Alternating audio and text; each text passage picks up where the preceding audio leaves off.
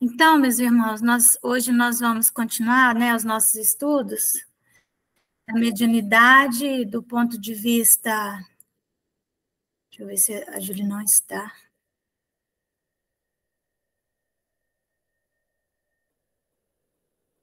Bom. Então, nós vamos continuar falando, né, nossos estudos da mediunidade do ponto de vista da fenomenologia orgânica e psíquica da mediunidade. Ou seja, as raízes da mediunidade no nosso organismo, no nosso corpo físico. Mas antes, nós vamos ler o nosso evangelho para preparar o ambiente. Depois a Rosalva vai fazer a prece. Então, deixa eu ler aqui. Lembrando que na quinta-feira, a partir de amanhã, o nosso evangelho será feito pela Rosalva. Então, você já vai saber, né, Rosalva, onde que nós vamos parar. Toda quinta-feira, ela vai nos ajudar com o evangelho. Então, vamos lá. Haverá falsos cristos e falsos profetas. Então, conhece a árvore pelo fruto, missão dos profetas, e aí vai, né? É interessante porque no capítulo anterior o conteúdo, todo o conteúdo era sobre os trabalhadores da obra do Senhor, né? Os trabalhadores da última hora, falando dos espíritas, da missão dos espíritas. Todos os textos são voltados para os espíritas. E o penúltimo texto fala... o espírito Erasto, ele faz uma advertência bem grave, dizendo que, ele diz assim, mas atenção, né, em que pese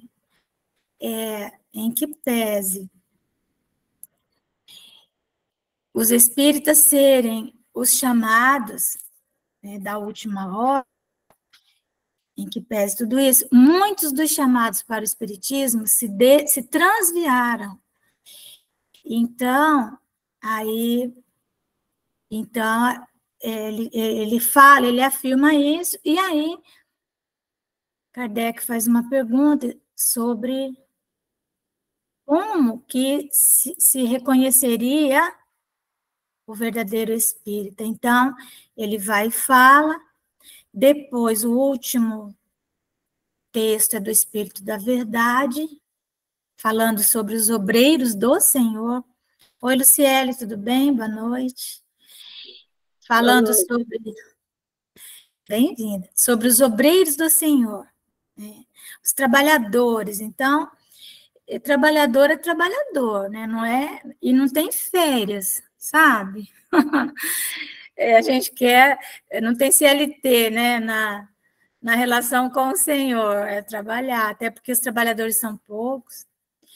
Mas, enfim, então, um texto muito belo. E aí, em seguida, Kardec já coloca sobre os falsos cristos e os falsos profetas. Então, vejam, nós vamos encontrar esses falsos profetas em todas as religiões, inclusive, evidentemente, dentro do movimento espírita, que é onde mais nos chama, né, ao coração.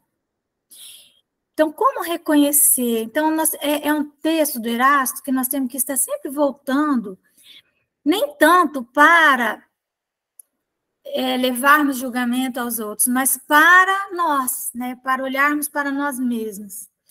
Então, nesse texto aqui, nós vamos lá. Conhece-se a árvore pelo fruto. A árvore que produz maus frutos não é boa. E a árvore que produz bons frutos não é má. Porquanto cada árvore se conhece pelo seu próprio fruto. Não se colhem figos nos espinheiros, nem cachos de uvas nas sarças. Não é? No espinheiro tem espinho, né? E a uva, ela, para você conseguir produzir uma uva, há todo um cuidado que precisa ter, né? O homem de bem tira boas coisas do bom tesouro do seu coração, e o mal tira as más do mau tesouro do seu coração. Porquanto a boca fala do que está cheio o coração. Então, aquele que tem o coração cheio de mágoa e de fel e de maldade, mais cedo ou mais tarde, ele vai se contradizer. Ele vai se contradizer. Em algum momento, ele vai dizer quem ele é, né? Guardai-vos dos falsos profetas, que vêm ter convosco cobertos de peles de ovelha, e que por dentro são lobos rapaces, né? Ferozes. Rapaz significa isso. Conhecê-los-eis pelos frutos. Podem... Agora não. Espera aí, deixa eu tirar aqui, ó. Vou ativar o som.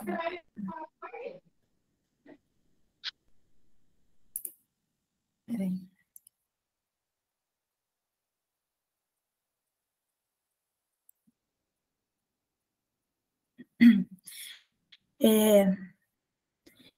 Podem colher-se uva nos espinhos. Uma árvore boa não pode produzir frutos maus, e uma árvore má não pode produzir frutos bons. Toda árvore que não produz bons frutos será cortada e lançada ao fogo. Conhecê-la-eis, pois, pelos seus frutos. Mateus, né, 7, e aqui em Lucas. Então, o que nós vemos? Que os evangelistas, eles repetem essa fala de Jesus, às vezes são até chamados os evangelhos sinóticos, porque eles têm similaridades, não é? E porque Jesus falou isso muitas vezes. Muitas vezes. Nós falamos que Jesus só falou uma vez. O Sermão da Montanha, ele falava aquilo o tempo todo, né? O tempo todo ele falava aquilo. Tanto que Mateus chama de o Sermão da Montanha e Lucas chama o Sermão da planura, da planície. Tende cuidado para que alguém não vos seduza, porque muitos virão em meu nome dizendo, eu sou o Cristo, e seduzirão a muitos. Levantar-se-ão muitos falsos profetas, que seduzirão a muitas pessoas. E porque abundará a iniquidade, a caridade de muitos esfriará. Mas aquele que perseverar até o fim se salvará. Então, nós estamos vivendo esse momento. O momento em que a iniquidade ela está no seu ápice. Na verdade, isso é cíclico. Nós achamos que a humanidade nunca passou por isso antes. Mas são gerações e gerações que se sucedem, não é? Nós temos que pensar nisso. Então, vamos imaginar quando Jerusalém esteve sitiada pelos católicos, para expulsar os muçulmanos. Tudo o que eles fizeram, então, de maldade, de crueldade, de atrocidade, que não, nem é possível falar, não é? Mas, então, muitos supuseram que tinha chegado, eram os tempos finais, né? Porque não era possível que o mal conseguisse se tornar mais terrível do que era, não é? Depois nós tivemos o contraponto, quando os muçulmanos sitiaram Jerusalém. Só que eles não fizeram a mesma coisa. Eles libertaram, deixaram as pessoas cristãs saírem, né? Então, a humanidade, ela vai ciclos e ciclos. Nós estamos vivendo mais um ciclo, mais uma geração. Nós sabemos que essa iniquidade está abundante porque as derradeiras cidades das regiões das trevas densas estão reencarnando, conseguiram suas reencarnações. Isso está muito bem falado no livro Sexo e Obsessão, do Manuel Flamengo de Miranda, viu, Leni? Manuel Flamengo de Miranda, Sexo e Obsessão. É um livro que ele chega a ser perturbador, mas que ele explica esse momento atual que nós estamos vivendo. Né? Mas aquele que perseverar até o fim se salvará, né? Se salvará no sentido de que esse salvar é de que ele vai conseguir fazer a completude do seu processo de evolução. Ele vai se tornar um humano completo, que é o que nós estamos vendo no nosso estudo da mediunidade, né? Então, se alguém vos disser, o Cristo está aqui ou está ali, não acrediteis absolutamente, porquanto falsos cristos e falsos profetas se levantarão e farão grandes prodígios e coisas de espantar, ao ponto de seduzirem, se fosse possível, os próprios escolhidos, se fosse possível. Então, nós vamos parar por aqui. E amanhã nós continuamos, viu, Rosalva? Missão dos Profetas, capítulo 21. E tem 4. Caso você não puder, a gente substitui. Mas se você puder, tá bom, amor? Tá certo? Então, nós vamos ouvir a 21 e tem 4 amanhã, né?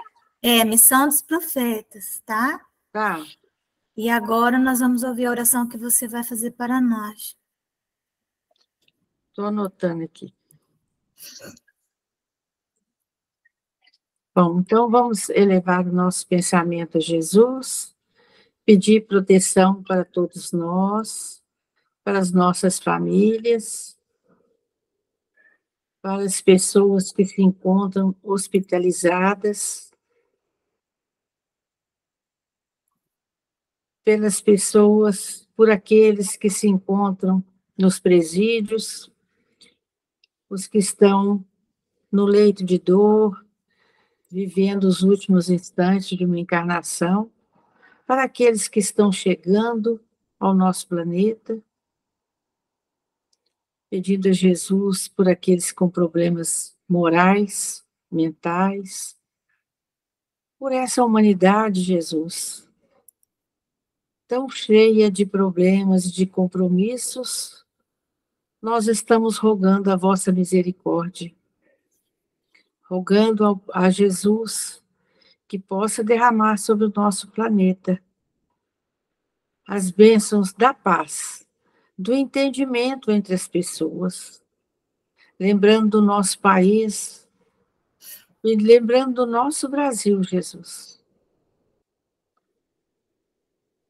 Pedindo ao Espírito de Ismael que possa nos socorrer nesses momentos tão tumultuados que a gente tem assistido. E assim, Jesus, nós entregamos os nossos problemas nas vossas mãos, de onde só pode partir a solução, não só daquilo que a gente pensa que seria bom, mas do que o Senhor decide para nós.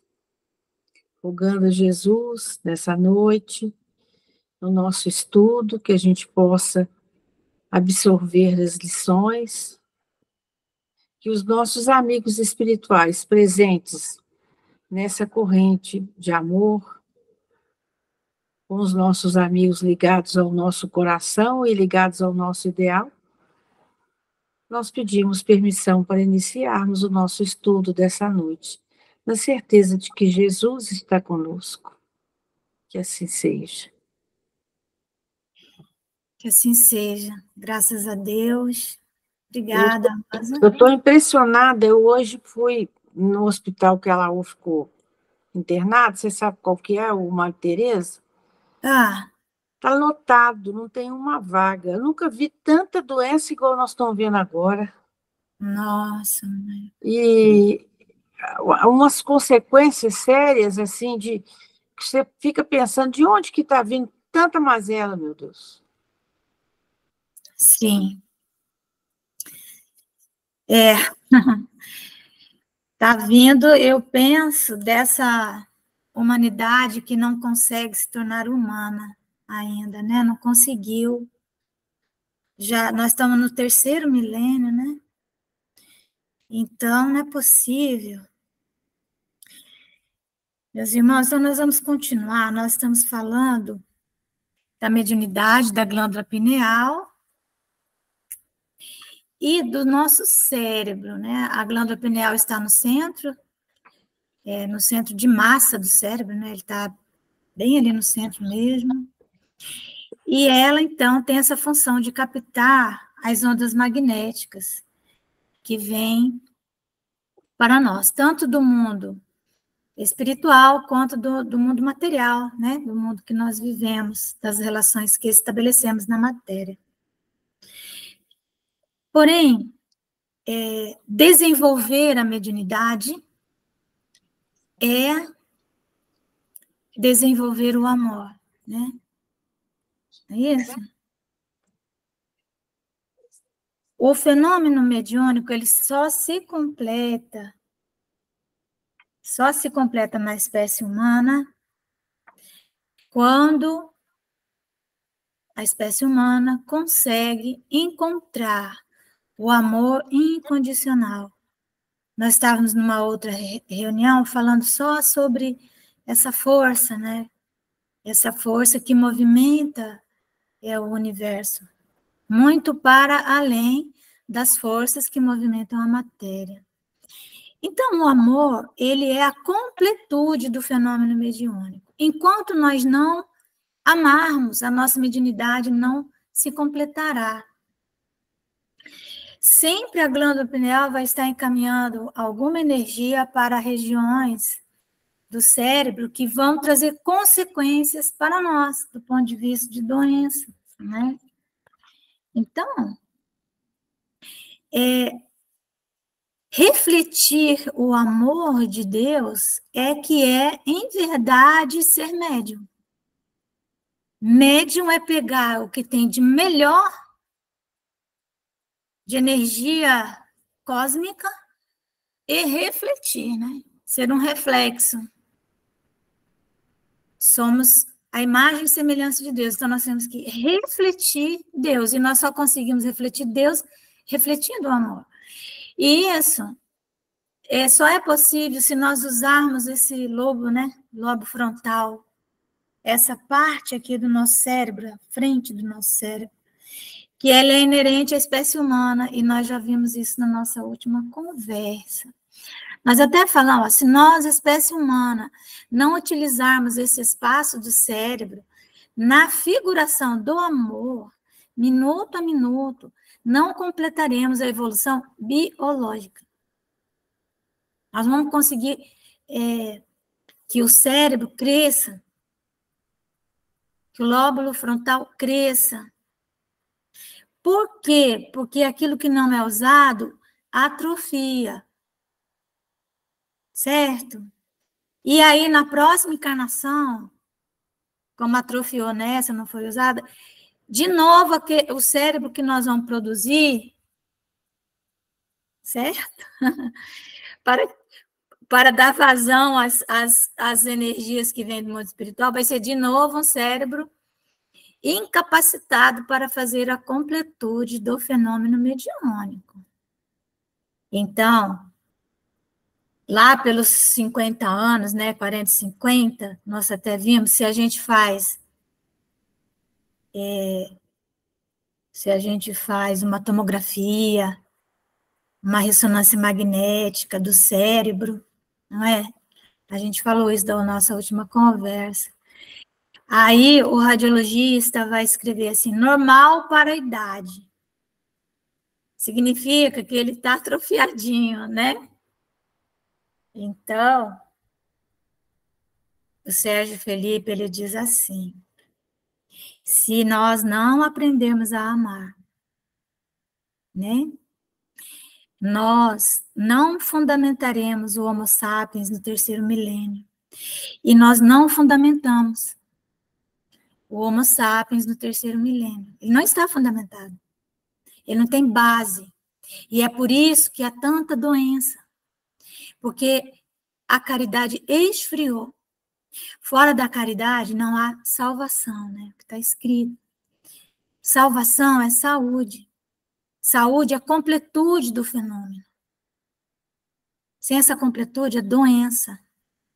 E então, né, com tanta miséria humana, miséria moral, miséria espiritual, né, miséria intelectual, no sentido de que são pessoas altamente geniais, gênios, mas são miseráveis do ponto de vista intelectual, porque usam o seu intelecto para oprimir a humanidade. Então, isso traz doença, porque há uma energia, uma psicosfera tão densa, ela precisa se condensar, e ela se condensa em forma de quê? Em forma de bactérias, de vibriões, de vírus, e nós respiramos isso. E se nós estamos na sintonia, nós adoecemos, né? Então, o Sérgio fala assim, né? Se não aprendermos a amar, nós vamos fundamentar o Homo sapiens falidos, aquele que faliu, que fracassou. Então, nós pensamos assim, né? O mundo de regeneração já deveria estar aí. Jesus veio há 2000 anos, meus irmãos, para implantar o reino. Ele veio fazer isso. E ele não implantou porque, se nós pegarmos o evangelho e formos analisar com calma, nós vamos ver que houve uma grande falha daqueles que deveriam ter criado um ambiente para que Jesus pudesse implantar. Isso está claro no Evangelho, quando diz, né, na parábola do festim das bodas. Quando ele explica a parábola, ele diz que os primeiros, quem eram os primeiros? Eram esses profetas que vieram, que trouxeram a palavra, não é? E o que foi que aconteceu com aqueles que deveriam ter vindo para o festim, que deveriam ter vindo para o trabalho, porque trabalhar na vinha é uma honra que nós disputamos, não é? Nós disputamos a honra de trabalhar para Deus, para implantar o reino. E ao invés disso, eles foram para as suas casas de campo, e alguns daqueles servos do Senhor que vieram chamar as pessoas para o festim das bodas foram, inclusive, torturados e mortos. E depois isso é dito que esses foram os judeus, né, que fracassaram nessa missão que era deles, porque eles tinham todo o conhecimento escrito da terra ali com eles. E então, ao darem uma interpretação humana a tudo o que veio antes deles, ao darem interpretações adúlteras, porque, meus irmãos, quando nós falamos não cometereis adultério, e há um momento que Jesus fala assim do adultério como se fosse na relação conjugal, mas só era adúltera a mulher, né? Então ele usa isso porque ele tem que explicar, mas no texto sagrado, adultério significa você modificar o que a lei está querendo dizer, a lei de Deus. Então, quando os judeus pegaram amar ao próximo, amar a Deus sobre todas as coisas e ao próximo como a si mesmo, e interpretaram que esse próximo era alguém da minha família, era alguém da minha religião, nesse momento, o que aconteceu? Cristalizou o coração dos homens, e a religião, então, né, judaico, fracassa. E quando Jesus chega, não há campo para que o amor possa ser semeado e germinar na terra. Não há campo. Então, não há muito o que fazer. E depois nós tivemos mais trabalhadores do Cristo. Quantas, né, vezes se tentou implantar o reino, não é? E não é possível por causa da cristalização do amor. Quando nós já temos conhecimento e capacidade suficiente para usar esse lobo frontal, né? Somente se aprendermos a amar, fundamentaremos no terceiro milênio o Homo sapiens na Terra. Então, nós temos que aprender a amar. Certo? Nós precisamos aprender a amar. Nós vamos, então, pensar em Jesus nessa questão de aprender a amar, não é? Quando Jesus vem, ele escolhe uma região específica, que é ali, aquela região da Canaã, não é? Onde toda a cultura do planeta está registrada, onde nós temos os salmos registrados, e ele vai diretamente ali buscar a essência, e depois ele nos fala que não é amar ao próximo como a si mesmo, é amarmos uns aos outros como ele, Jesus, nos amou. Então, amar como Jesus amou é aprender a amar o inimigo, porque amar o amigo, qualquer animal consegue. Então, Jesus vai lá no Salmo e ele diz, de tudo que está aqui, o importante é o amor, a humildade, a fé e a caridade. Essa é a essência. Então, o amor, ele consegue fazer, ele consegue conjugar espírito e matéria. O amor, quando nós conseguimos, pela glândula pineal, absorver energia e ela se completar pelo lóbulo frontal, ocorre uma modificação na estrutura das nossas células. E há uma irrigação sanguínea nessa região maior. E aí o cérebro, o lóbulo frontal, que é o cérebro humano, que é o cérebro dos humanos, ele aumenta, ele se amplifica. E então, a genética humana muda. Só que já era para isso ter acontecido. Não é isso?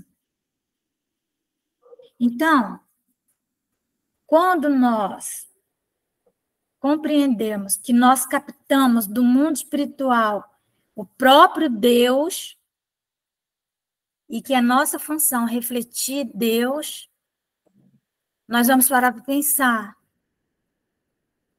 no que isso significa e o porquê estamos ainda tão atrasados e a razão pela qual a psicosfera da Terra está tão densa. E aí, não é que Deus manda isso, manda aquilo, manda doença, manda vírus, não. É porque esses vibriões, eles precisam de algum corpo para eles para eles diluírem toda aquela carga magnética que eles têm. Certo? Para que não atinjam os inocentes também. É profundo isso, sabe? É muito profundo. Então, nós captamos mediunicamente, em verdade, Deus. Por quê? Porque o que é que nós captamos pela glândula pineal, se não o magnetismo da natureza, dos seres que nos rodeiam? E o que é tudo isso, se não Deus? O magnetismo dos animais, das plantas, das pessoas que convivem conosco. Então, Deus, que nós somos médiuns dele, ele se apresenta para nós, muitas vezes, por uma pessoa, um ser humano, qualquer pessoa. Quando essa pessoa se aproxima de nós, é Deus se aproximando e nos ensinando uma trajetória, seja de tolerância, seja de perseverança, não é? Porque essa pessoa é um estímulo, ela é um estímulo eletromagnético. Se nós reagimos a isso, se nós rechaçamos isso, nós perdemos a oportunidade de fazer a completude do fenômeno. De permitir que essa energia que chegou, às vezes ela é confortável, às vezes é desconfortável, que ela vá até o lóbulo frontal e lá nós possamos fazer análise ética, análise estética, análise moral daquela informação que veio para nós, não é? Então, o que nós vamos ver, né? Uma pessoa que está em oração, isso já foi feito, essa experiência. Tem regiões do cérebro que ela fica profusamente irrigada por sangue. Quando o sangue está numa região, que aquela região está sendo utilizada, está sendo levado para ela oxigênio, ela está sendo alimentada, está comendo, então ela está aumentando, ela está engordando, certo? E quando nós, então, utilizamos o cérebro frontal, quando nós estamos lendo um livro, mais concentrados, né? Tentando entender o que está escrito, lóbulo frontal.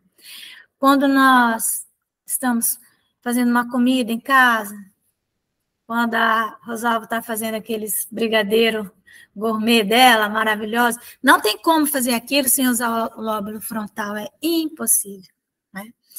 Então, se fizesse uma ressonância magnética, estava lá, profusão de sangue.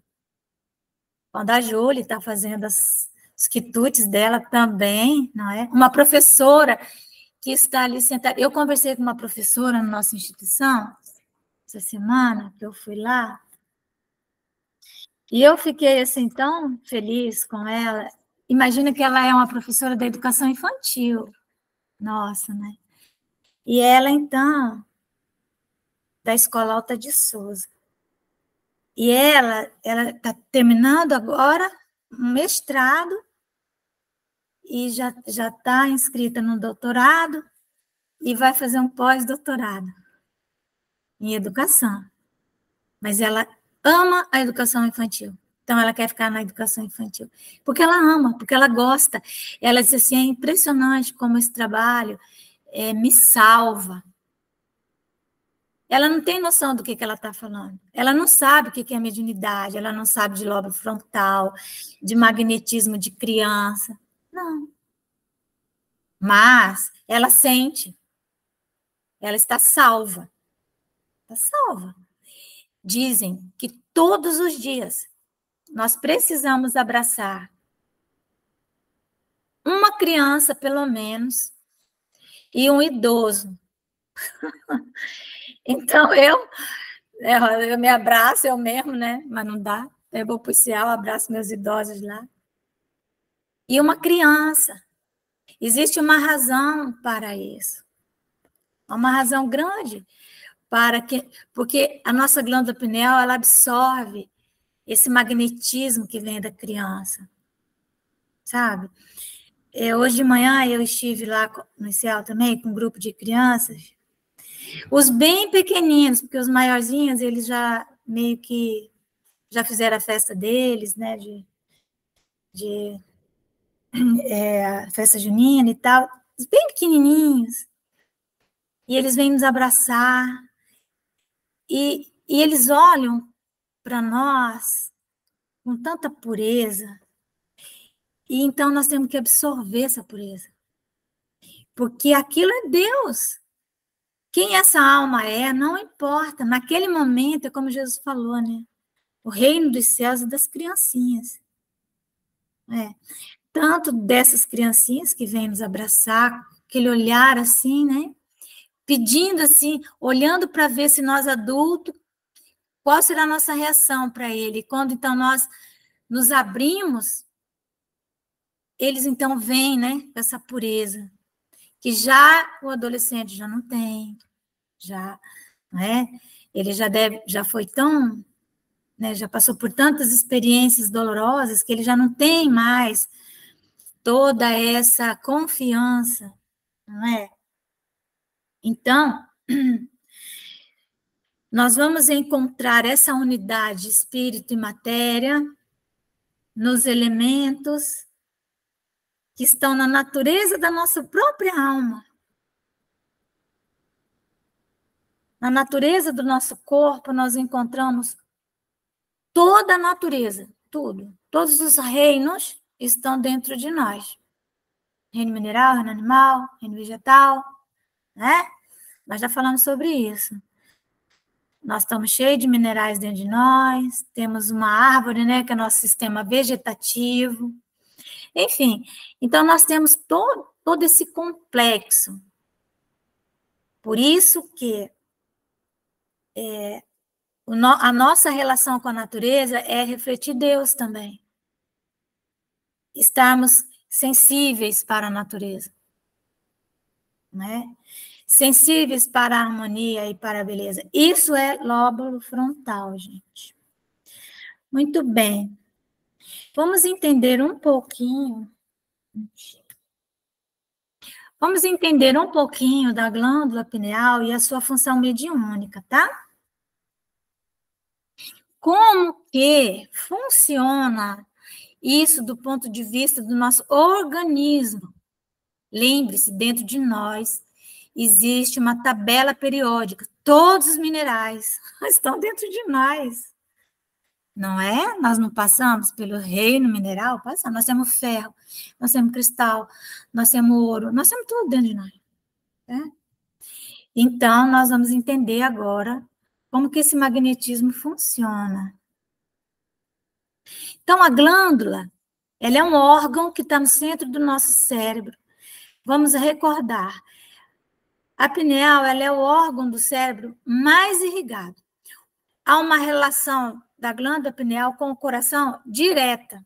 A relação é direta, nós já vimos isso também. Não é? Tudo que acontece nas nossas sensações, nas nossas emoções, afetam imediatamente a mediunidade e vice-versa. É por isso que, quando nós captamos uma onda, o coração dispara. Então, a glândula pineal, ela tem uma propriedade particular dela. Como ela é um órgão, ela tem uma função, igual o coração, não é? Né? Bombear sangue, é isso que ele faz, né? O pulmão é pegar o sangue e jogar oxigênio para o corpo, assim vai, cada órgão tem sua função. A pineal, ela tem que pegar a onda magnética que chega e converter essa onda em estímulo neuroquímico. Então, nós recebemos um estímulo eletromagnético e ele vai se transformar num estímulo neuroquímico, uma bioquímica, uma química viva, vamos dizer assim. Assim como os olhos transformam a onda luminosa, porque tudo no universo são ondas.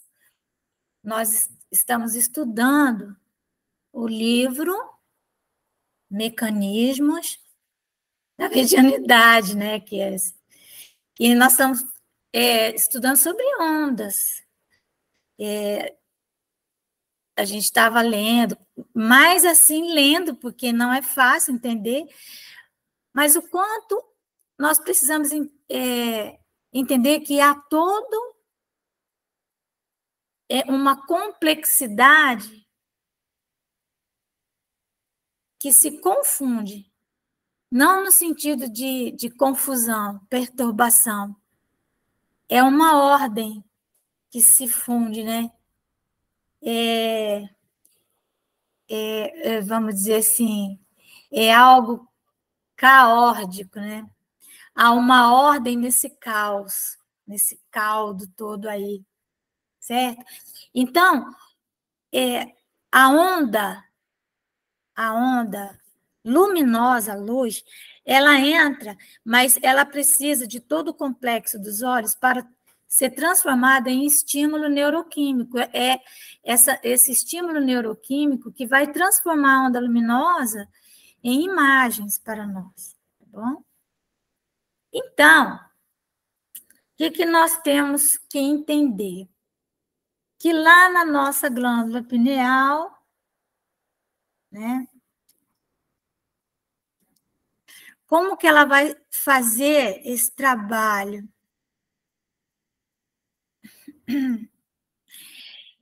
Para que ela possa fazer isso, a glândula pineal ela tem que ter alguma propriedade física particular, só dela, diferente, né? Diferente dos outros órgãos. Então, ela possui dentro dela uns cristais. E eles são cristais de apatita. Cristal mesmo, de apatita. Depois a gente joga no Google o que é um cristal de apatita. Está lá dentro da glândula pineal, né? Esses cristais, eles surgem dentro da glândula pineal a partir de mitocôndrias. Mitocôndrias. Que são mitocôndrias? Então, nós estudamos na biologia que nós temos nosso corpo, né? Nós temos nossas células, não é? Todo mundo já sabe que nós temos células, temos as hemácias, nós temos milhões de corpúsculos que compõem esse organismo, essa organização, né? E eles têm que estar realmente em sintonia para que não vire um caos, né? Vire um caos. A mitocôndria, ela é um organismo, acreditem vocês, não, que vive dentro da célula. Ela é bem assim, ó, parece um fígadozinho. Ela é uma maquinazinha, ela vive dentro da nossa célula. Sabia? Então, essas organelas que vivem dentro da célula dizem que ela veio para a espécie humana, ela veio de fora, que talvez ela tenha, é uma organela que chama. Então, tem a célula lá pequenininha, aí dentro da célula tem uma mitocôndria. É como se fosse um fogão, porque ela faz essa função mesmo, sabia? Ela é que é a produtora de energia, mitocôndria. Então, nós temos um fogãozinho lá, vamos dizer assim, lá na célula. Depois vocês olham no Google, pega uma célula, mitocôndria na célula, vocês vão ver. Aí, essa organelazinha, ela produz esses cristais. Entendeu? Todas as células têm. Só que essa mitocôndria, ela passa de pessoa para pessoa pelo gene materno, pela mãe. Viu? Certo? Pela mãe. Portanto, olha aqui. A mitocôndria. A mitocôndria, então, é uma organela. Olha, parece um fogãozinho, né? Sapatinho. Ela é uma das mais importantes organelas celulares. E ela é bem pequenininha, porque ela vive dentro da célula. A mitocôndria é abastecida pela célula que a hospeda. Entenderam? Ela é um habitante, ela é assim, vamos dizer assim, é um hospedeiro ali. Alguém que veio de fora. Certo? Dizem que ela veio do espaço. Que a hospeda por substâncias orgânicas, como oxigênio e glicose. Então, a nossa célula abastece aí a mitocôndria, que ela é como se fosse um fogãozinho, então a célula dá para ela oxigênio e dá glicose. Né? A glicose, esse açúcar que a gente come. E aí, esse fogãozinho aqui, ela pega e começa a trabalhar, né? Aí ela pega o oxigênio e a glicose que a gente ingeriu e processa tudo isso e converte em energia. Olha de onde vem a nossa energia. Vem da mitocôndria. Se não existisse essa organela, nós não teríamos energia, não teríamos força. Força nenhuma. Zero de força. Não é? Hoje, então, a força que nós temos, ela vem, é uma das forças da matéria. Hoje na reunião que nós participamos mais cedo, a senhora estava falando das forças, né? Uma das forças é essa força física. A força física vem daqui, do oxigênio e da glicose. Mas não adianta nada ter oxigênio e glicose se a mitocôndria não transformar isso na forma de ATP. ATP significa trifosfato de adenosina, ou adenosina trifosfato. Gente, ninguém precisa decorar isso, tá? Mas é o ATP que dá energia para nós. Então, ela fornece. Aí, o que ocorre? Ela pega o oxigênio e a glicose. Aí, ela transforma lá dentro desse motorzinho que ela é em ATP, adenosina trifosfato. E aí, ela pega esse ATP e ela devolve para a célula, que a hospeda. E aí, tendo como função a liberação de energia. Então, tendo como função a liberação de energia, a mitocôndria se faz excessivamente presente em células do sistema nervoso e no coração, uma vez que estes apresentam uma demanda maior de energia. Imagina o que é um coração com pouca mitocôndria. Hoje o pessoal já está, a gente já vê na internet, a preocupação das pessoas com a mitocôndria, já descobriram essa questão toda, né? Então, nosso sistema nervoso autônomo, a mediunidade, ela está relacionada diretamente com o sistema nervoso autônomo, com o coração. Vocês estão vendo? Então, o coração tem que ter muita mitocôndria para que ele possa ter energia. Bom, então eu não vou nem ler muito isso aqui para vocês. Isso aqui é como que é a adenosina trifosfato, né? Como que ela se apresenta. Então, só para ter uma ideia, a ATP, né, ela armazena energia, isso aqui é importante, proveniente da respiração celular e da fotossíntese para consumo posterior. Entendeu?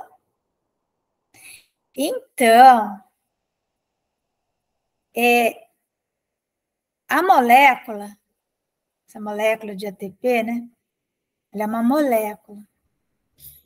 Ela atua como uma moeda celular, ou seja, é uma forma conveniente de transportar energia.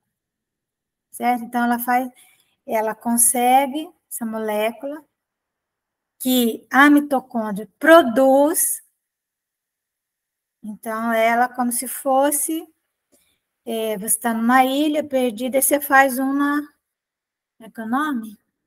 Uma jangada. Em cima da jangada fica a energia que nós vamos usar. E onde que nós vamos usar essa energia que essa molécula de ATP carrega em cima dela?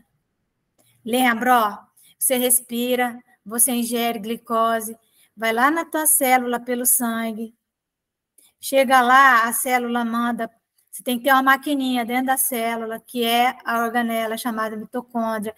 Vai lá na mitocôndria, ela produz uma molécula de adenosina trifosfato, certo? Faz uma jangada. E aí coloca aquela energia em cima. Essa energia pode ser utilizada em diversos processos biológicos, tais como o transporte ativo de moléculas, síntese e secreção de substâncias, locomoção e divisão celular. Lembra que tem, por exemplo, na gravidez não tem que dividir? As nossas células não têm que se dividir, é tudo de energia para isso. Quando nós pensamos, nós gastamos energia. O pensamento precisa da energia da mitocôndria. O pensamento é matéria, ele gasta energia. Entre outros. Isso aqui é como a gente usa ela assim que ela se forma. No entanto, nós estocamos isso a longo prazo. Quando ela começa a produzir, o que vai acontecer? Você começa a ingerir glicose, tá? Come bolo, chocolate, não é? Arroz, feijão, isso aqui, né? Isso vai lá e vira energia, energia, energia, energia. Aí não tem onde usar essa energia. O que faz com essa energia? Aí, essa energia ela vai ser estocada a longo prazo, certo? E aí a energia pode ser transferida para carboidratos e lipídios,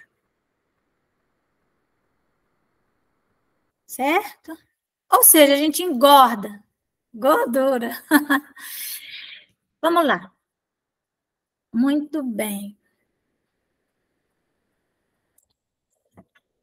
O que nós vamos saber, né? Quando nós pensamos muito, nós estamos gastando energia. Estamos estudando, trabalhando, fazendo a caridade. Então, isso tudo emagrece a gente. Né? Quanto mais trabalho no bem,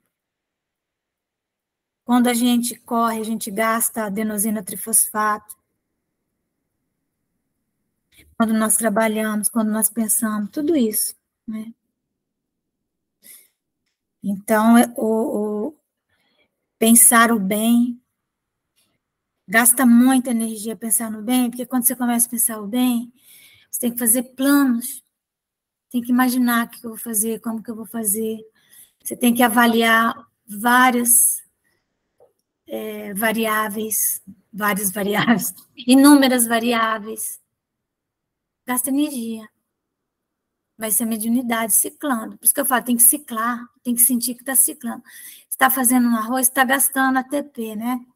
Mas se você estiver fazendo mecanicamente, você só está gastando a energia mecânica. Mas você não está gastando a energia que sai do coração, que vai para lá, que vai para o lóbulo frontal. A energia não cicla, ela fica parada. E aí, se você tiver sorte, ela vira gordura, se você tiver sorte.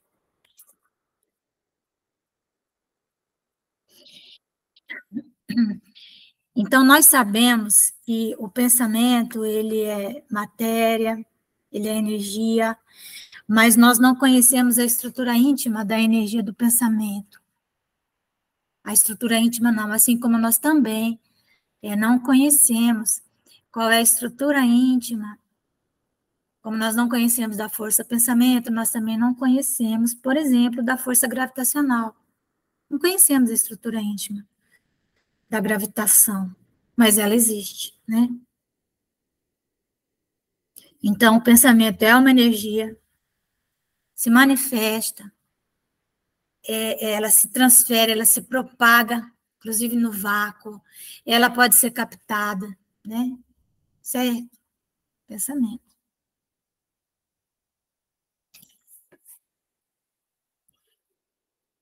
Quando lá, a mitocôndria, agora que é importante, né? Ela está produzindo essa moedinha aqui, essa jangada que vai carregar energia, né? Tá vendo? ela produz, essa jangadinha vai botar energia aqui em cima. Quando ela vai fazer isso, tem um tanto de energia que escapa, sabe? Não fica ali em cima. Porque essa energia, ela já não é mais essa matéria como nós a conhecemos. Quando nós estudamos em A Gênese, e no Livro dos Espíritos também, quando nós estudamos lá o fluido cósmico universal, nós sabemos que lá no início tudo é a mesma coisa. E que lá no começo o fluido cósmico universal, ele é completamente, ele é mais sutil do que a luz. A luz já é uma energia condensada. Então, essa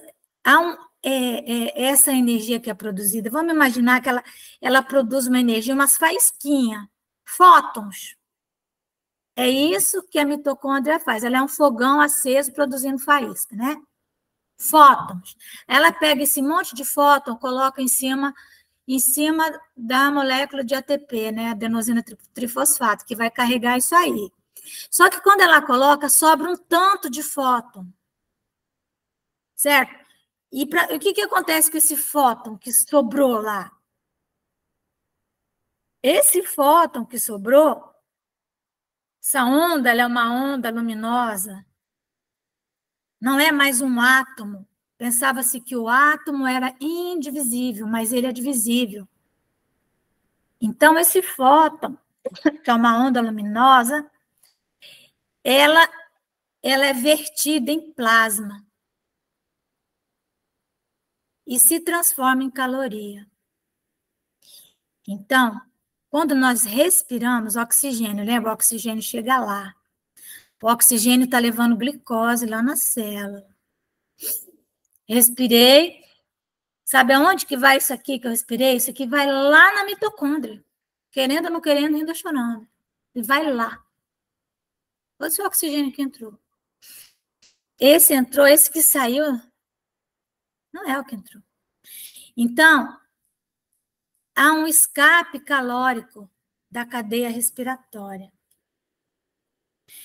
O escape calórico do plasma, o que ele faz na hora que ele escapa ali? Aquela energia que fica ali e que não vem para o organismo. Ele vai para onde? Esse plasma, ele puxa energias do perispírito, que são de outras categorias, e forma o ectoplasma. Entendeu? O nosso organismo, ele forma plasma.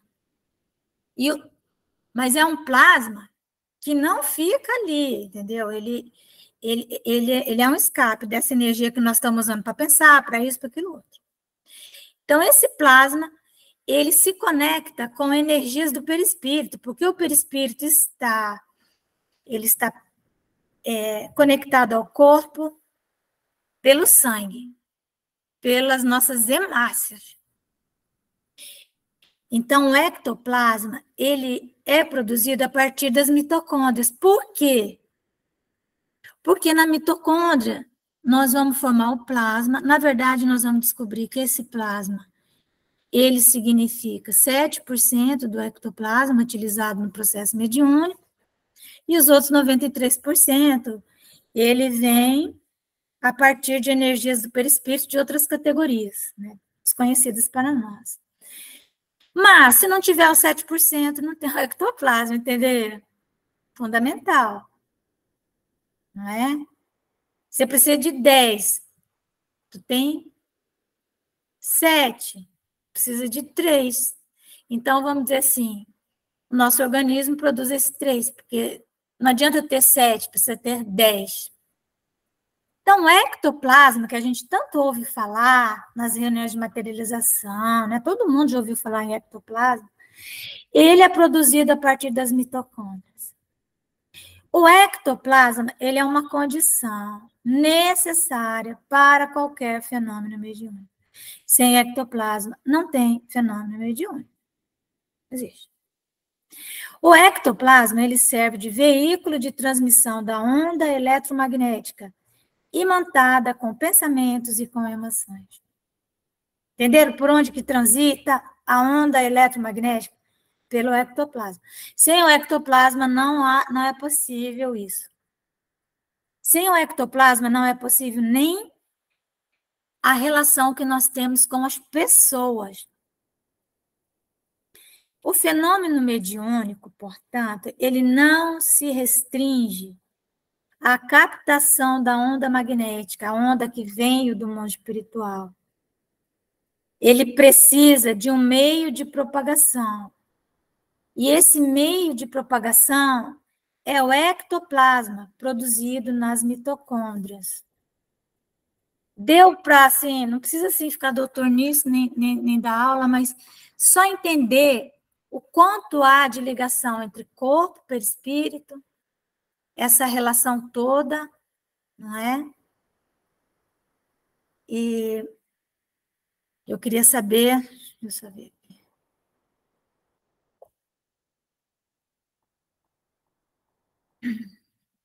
A nossa próxima conversa, que nós já chegamos no final, nós vamos ver como que a glândula pineal, ela comanda tudo isso. Peraí. Porque quem comanda tudo isso é a glândula pineal, tá bom? Entenderam? E aí eu só queria deixar vocês confusos mesmo. A verdade é essa. Né? Já até parei de falar de... Vocês entenderam que essa questão toda da mediunidade, ela tem tudo a ver com esse nosso processo de evolução, né? Nosso corpo, nosso organismo, e o quanto nós estamos ligados com toda a biosfera. É isso que tem que ficar em nossa mente.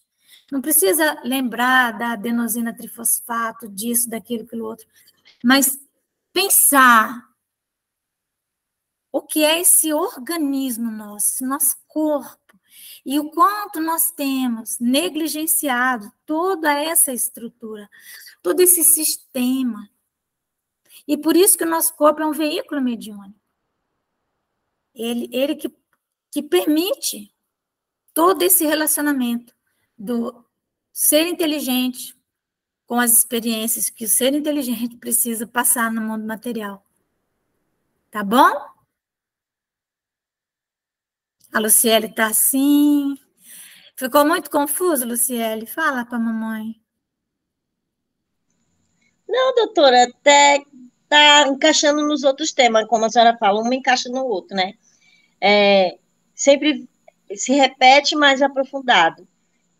A glândula pineal, a senhora, no começo naquele começo, quando eu participei, a senhora falou um pouquinho dela, né? E o desenvolvimento, entre outros, a questão do comportamento, e aí só está encaixando o conteúdo. Isso, é isso que é importante. Na verdade, é sempre a mesma coisa que nós estamos falando, só que aprofundando, né? Depois vocês vão pesquisar aí cristais de apatita, tá bom? Tarefa de casa. Tá certo?